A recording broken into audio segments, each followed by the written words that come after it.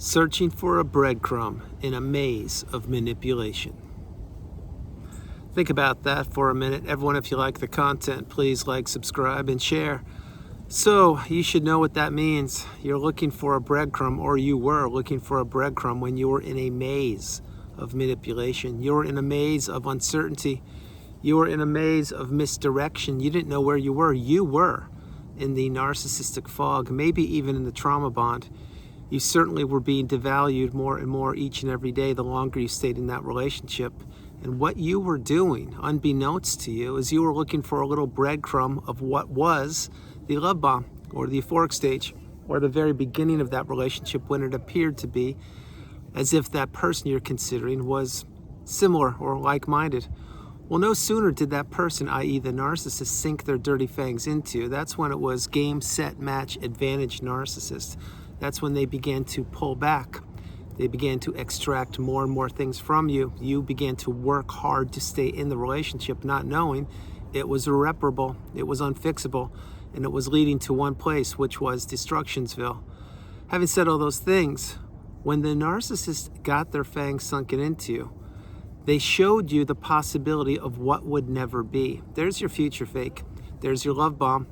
There's euphoric stage. There is a person, which was you and certainly was me, being an open book, being kind, committed, loyal, loving, maybe even in love with that person, and wanting to help that person out. And we wore our heart on our sleeves. We thought that other person was similar to us. They were the antithesis of us. They were the exact opposite of us. They were the polar opposite of us. And so when we figured that out, and it took us quite a long time to deduce that, most of us figured it out post-relationship. Some of us figured out when they were still in the relationship, and yet others figured it out way later in life. Having said all those things, once you realize that the narcissist did know what they were doing, they did it deliberately and on purpose, and that a breadcrumb wasn't what you thought it was. You probably thought a breadcrumb was when you cook or heat up a piece of bread in the morning, have a piece of toast, and there's a little crumb left on the table. Or you had a piece of sourdough bread, which is actually healthy for you, and you had a little crumb of that on the table, and you're like, oh, there's a crumb, there's a breadcrumb. Okay, well, that's what that is. Well, a breadcrumb in the narcissist's mind is when they're giving you a little dose of what never will be, the little possibility of what they want you to see, although it is not sustainable. Many people I have one-on-one sessions with, and I've had them over the last 5 years, many people have mentioned to me that they know that there's a little tiny boy or a little tiny girl inside of the narcissist just screaming to get out, just wanting to get out, wanting to break free. And I would say to them when they shared that with me that, yeah, you're definitely right. There's a little person trapped inside of there.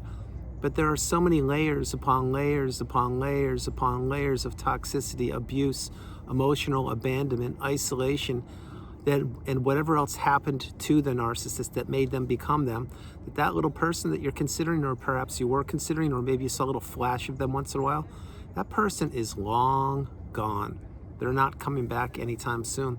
So if you, personally, I'm going to fast forward, if you are holding on to a little breadcrumb of hope, thinking that the narcissist can change, that they do love you, that they're going to wake up and smell the coffee one day, or they're going to find Jesus and realize that you are the love of their life and all those things, that's never going to happen.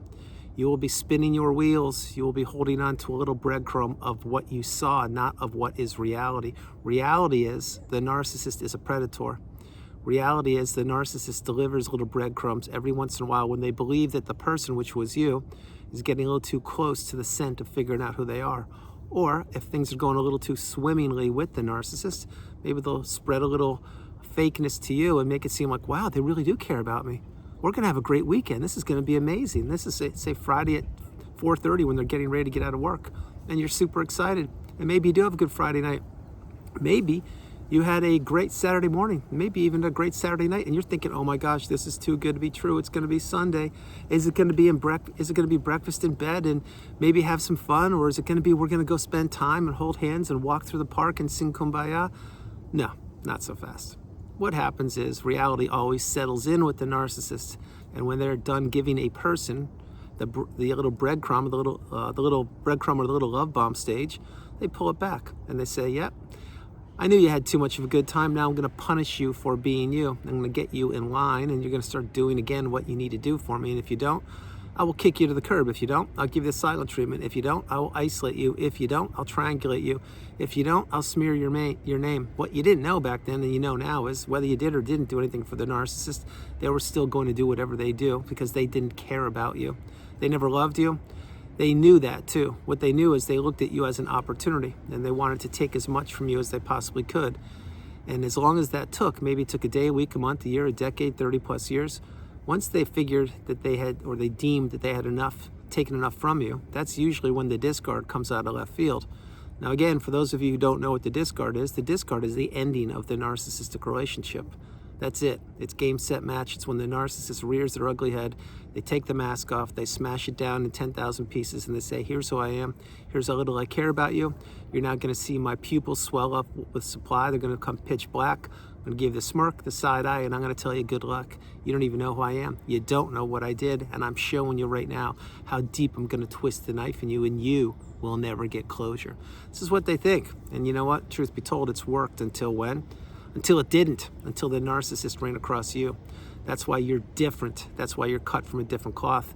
That's why you are becoming the educated empath. That's why you're understanding that the narcissist knew what they were doing. They did it long before they met you.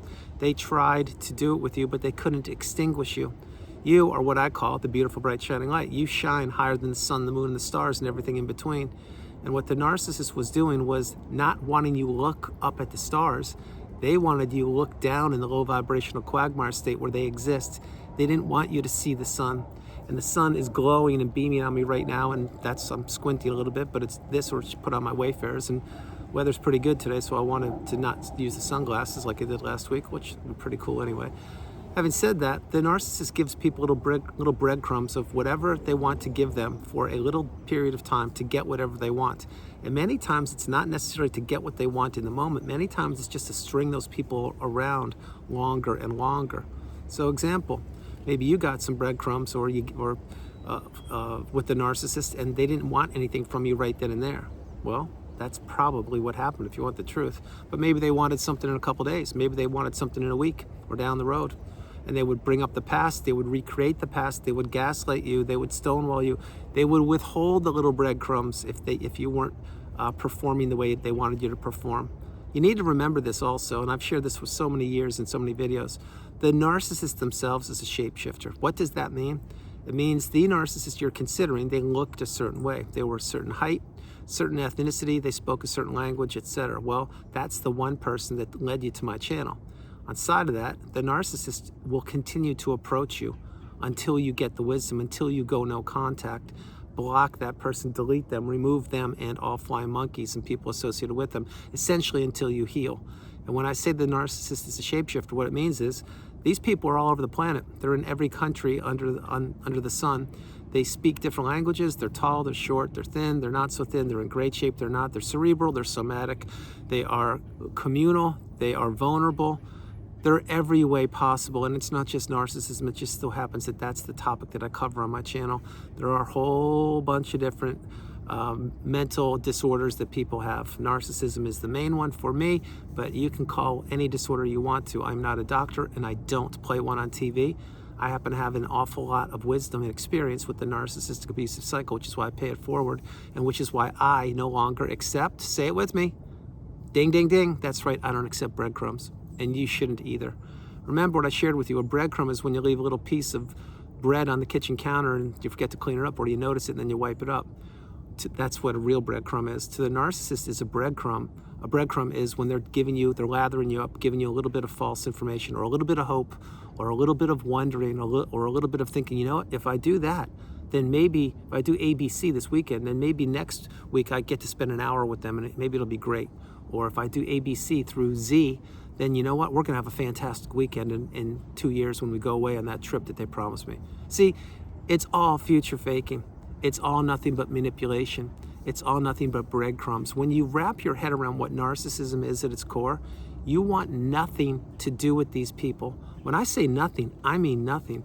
I mean, if they gifted you a coffee mug that cost 99 cents at the 99-cent store for a milestone birthday, and it said generic Feliz Cumpleaños with 2 chips in it, and you couldn't even hold it up with one hand because the handle was broken, and they think that's a special gift, well, then you've got another thing coming. You didn't know that back then. When you got that coffee mug, and yours truly did get one of those for a milestone birthday, that was being devalued right then and there on a milestone birthday. Now, I can assure you that probably happened too. Maybe not the exact same example, but some things happened to you with your birthday. Maybe it was blown up. Maybe it wasn't celebrated. Maybe you weren't gifted something proper. Maybe you were re-gifted something that you gave them years ago. Maybe the person you're considering, that person went to their own 99-cent store and found a really cheap item in the 50-cent bin or whatever it is these days, and they got 2 of those things and gifted it and acted like it was the best thing since, sliced bread. Whatever the narcissist did, they did it knowingly and willingly. And that's the big question that many people have. Does the narcissist know what they're doing? Yes, they do. Can the narcissist stop what they're doing? Yes, they can.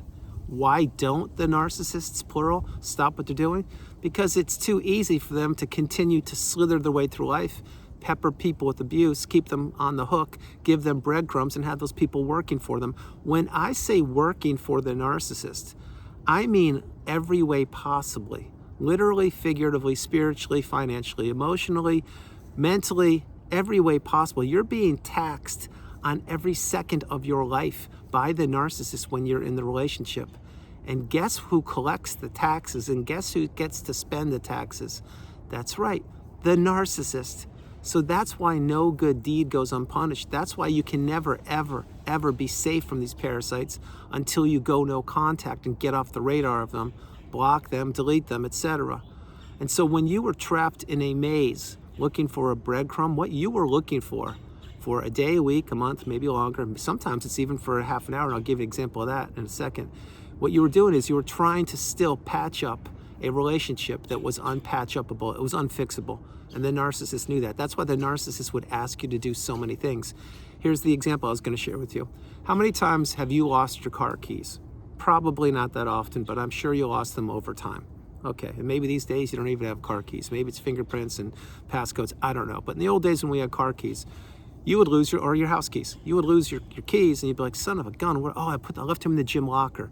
Or I loaned them to so-and-so and they have them. Or I put them in my book bag. Or I think they're in the ashtray. And no, I don't smoke, and you shouldn't either. An ashtray is an example. It's a common place where you can keep things. A little bowl. It's called a bowl these days. But when you would lose your keys, then you would figure out, you as a human being, and I did this myself, I would say, okay, now I know where my keys are. I'm going to put them in one place. And they will be close to the door, and I'll know where they are. When I come home, I'll hang them up. When I leave, etc., all those things. Well, the narcissist would claim they lost their keys or something else, and they couldn't find them. And what would they do? That's right. They'd send you on a wild goose chase, running all over the house, looking for them in the car, in the van, under the couch, in the sink, in the freezer, in the pantry, in the laundry machine, in the washer, in the dryer, in sneakers, in places you can't even imagine. And then after 30 minutes or so, sometimes longer, many times shorter, miraculously, the keys would be where? Right there on the coffee table. And you would be saying, but wait a minute, I checked this house head to toe and I had help too. There were 3 of us looking all over the house for the keys. How did they get there? I wonder how they got there. Oh, that's right. They were planted by the parasite. That's right, the narcissist. You see, they needed disorder. They needed people to do things for them. They needed to steal people's energy and ruin that day. And yes, that happened dozens of times in my experience. And why did I mention that to you? Because if you were one of the people who was looking for the alleged car keys when they weren't hidden or misplaced, wink, wink, then you would get credit for giving them back to the raging narcissist. And what would they say? Oh my gosh, you found them. I knew they'd turn up somewhere. Now, they're not going to give you a hug. They're not going to give you a kiss. They're not going to tell you they love you. They're going to say, like what I just said, oh, I knew they'd turn up somewhere. You get 0 credit. You get nothing. But you, because you were trapped in the narcissistic fog, maybe in the trauma bond, you were thinking, if I could do this one, maybe it'll lead to a good night. Maybe it'll lead to a good afternoon. I don't know. But if I can make their life easier, it'll be great. See, you were putting out fires. You were experiencing death by 1,000 paper cuts. It would never be enough. It isn't enough for the new supply. It will never be enough for the new supply. No matter how you look at it, these people, i.e. the toxic people, they're sinking ships. They're ticking time bombs. They're bulls in china shops. And all they want to do is get as close to people as they can, drop breadcrumbs, future fake, gaslight them, rearrange everything in their house, from their furniture to their mindset to what they eat to how they look to their wardrobe to how they spend their time to what TV shows they watch or don't show. And then what they want to do is right when they get that person exactly where they want them, and they've taken everything they possibly could from that person, they crumble them up just like a sheet of paper on the freeway, throw them away, if you will, discard them, wash, rinse, repeat, rinse, wash, repeat. This is what the narcissist does. It's what they've been doing since time began. It's what they will be doing as long as I'm on the planet, unfortunately. And that's why I pay videos to help people that don't even know that they need help. And again, I was one of those people at one point, and I didn't have myself to watch a video, but I had myself to become educated and awakened and aware and empowered. And then eventually I learned all I needed to know. I created my videos, and here I am. And I don't fall for breadcrumbs any longer. It's a one-strike rule with me, and it should be a one-strike rule with you. Remember, in the old days, there were 3 strikes, like in baseball. Strike 1, strike 2, strike 3, you're out. Okay, well, that's how I was living my life most of my life. Then meet the behemoth, the juggernaut, the apex predator, the parasite, the narcissist. And I gave them way more than 3 chances. Add a couple zeros there. The discard was soon thereafter. I'm left for dead, crumbled up during the pandemic. Detached retina, can't walk, $18,000 in credit card debt. Should I go on? No, I won't for this video. And then what did I do? I persevered. I was resilient. I cracked the code, and I realized, oh my gosh, this isn't just me. There are billions, yes, people, billions of us who have been in the cycle, who are in the cycle, or who are about to be in the cycle. Because every single day, the narcissist with the 8.3 billion people on the planet, they look for new shiny objects, new targets, vulnerable people, people they can give what to?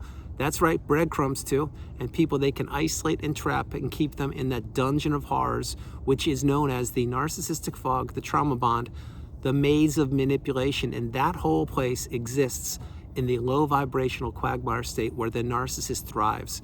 I had no business being trapped in that dungeon of horrors. Neither did you. I am, and I shared this with you before, I'll say it again, I am what is known as the beautiful, bright, shining light. I am. You are too. I believe in you more than you will ever know. You need to believe in yourself the way I believe in you. You need to stop holding out for breadcrumbs. You need to stop holding out to that little morsel of hope that perhaps you're still holding on to. Well, wait, maybe I can block them, but I'll just wait till after this time. Or maybe I can block them and maybe it'll be after summer. Or maybe I'll block them maybe around October. What are you waiting for? Life is going to move on without you. You need to take the bull by the horns. You need to do your part. You need to go no contact today. If not now, when? You cannot be holding out for breadcrumbs. The narcissist knows what they're doing. They do it deliberately. They do it intentionally, and they do it on purpose. And when you didn't know what they were doing, you had an excuse. So did I. Once you know what they're doing, you need to get as far away from them as fast as you can, because you're changing, you're evolving, you're elevating, you're ascending, you're growing. The narcissist isn't. They will always, forever, for eternity and beyond, be stuck in the low vibrational quagmire state, and they know it. Don't let them trap you for 1 minute longer. Get out now, heal properly, go no contact, maintain your boundaries, have a small footprint, stay in the cocoon of boundaries, and understand that you are the priority. You come first, second, and third, and there is no room in your life now or in the future for toxicity. And we, the collective conscious, we do not, or consciousness, whatever that word is, we do not accept breadcrumbs from anybody any longer. We are independent, we are on point, we are on purpose. We now have boundaries, and we say no. When we say no to something or someone, we are saying yes to ourselves, because no is the strongest word in the English language. You need to remember that. You need to play this video, and you need to play it a few times. So that's why the narcissist had us trapped in a maze of manipulation, looking for a breadcrumb.